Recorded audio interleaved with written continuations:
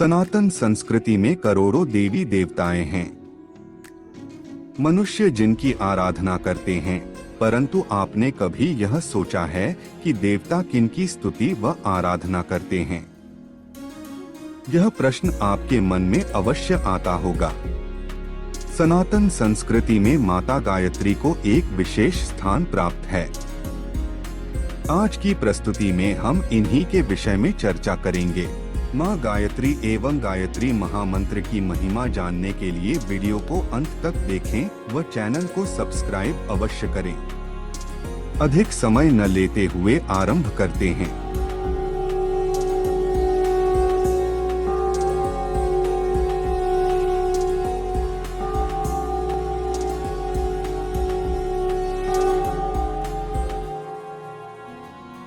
माँ गायत्री को सनातन संस्कृति के चारों वेदों, पुराणों और श्रुतियों की जननी माना जाता है, इसलिए इन्हें वेद माता व देव माता भी कहा गया है। क्योंकि तीनों देव ब्रह्मा, विष्णु और महेश की यह आराध्य हैं। माँ गायत्री को ज्ञान की देवी भी कहा गया है।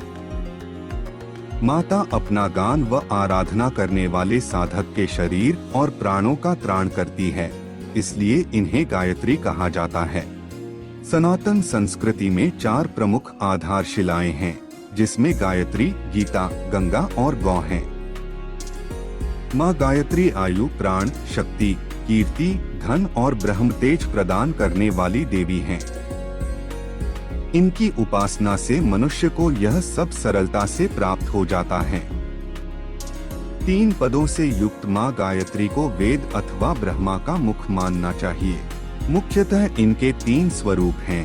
प्रातःकाल बाला हंस वाहिनी ब्रह्मा रूपा कहलाती हैं, मध्यकाल युवती गरुड़ वाहिनी विष्णु रूपा हैं और सायंकाल वृद्धा वृषभ वाहिनी शिव रूपा कहलाती हैं। इनकी आराधना व जप करने से दुखों का नाश होता है और सुखों की प्राप्ति होती है। यदि मनुष्य नित्य 3 वर्षों तक आलस्य रहित होकर माँ गायत्री का जप करता है, तो वह वायुभूत और आकाश स्वरूप होकर परब्रह्म को प्राप्त कर सकता है। कोई भी पाप करने पर उसके प्रायश्चित्त स्वरूप तिलों का हवन और माँ गायत्री का जप करना अनिवार्य है। उपवास पूर्वक 1 सहस्र गायत्री मंत्र का जप करने वाला अपने पापों को नष्ट कर देता है। गोवध, पितृवध, मातृवध, ब्रह्महत्या अथवा गुरु पत्नी गमन करने वाला, ब्राह्मण की जीविका का अपहरण करने वाला, चोरी करने वाला और सुरापान यानी मदिरा पान करने जैसे महापापों की भी माँ गायत्री शुद्धि कर देती हैं। आइए अब हम गायत्री मंत्र का शाब्दिक अर्थ जानते हैं। गायत्री मंत्र मंत्रों में महामंत्र है, जिसके उच्चारण मात्र से ही सभी कष्टों का निवारण हो जाता है। ओम भूर्भुवः स्वः तत्सवितुर्वरेण्यं भर्गो देवस्य धीमहि धियो यो नः प्रचोदयात्। ओम यानी प्रणव अक्षर, जिसकी ध्वनि कण कण में है और जिसके बिना कोई भी मंत्र पूर्ण नहीं हो सकता। भू यानी भूलोक, भूमंडल।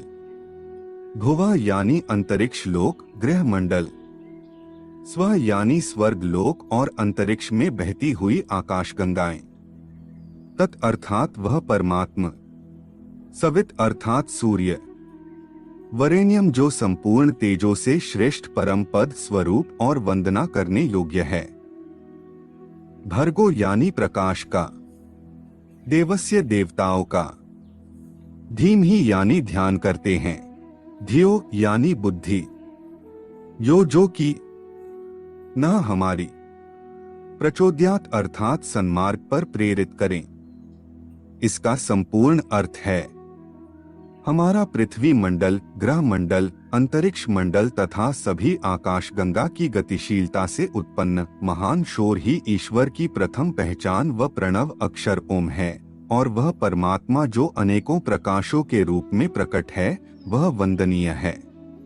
उस परमात्मा के प्रकाश का हम ध्यान करें और यह प्रार्थना भी करें कि वह हमारी बुद्धि को सन्मार्ग पर लगाए रखें, ताकि सद्बुद्धि हमारे चंचल मन को नियंत्रण में रख सके और साधक को धर्म की अनुभूति करा सके।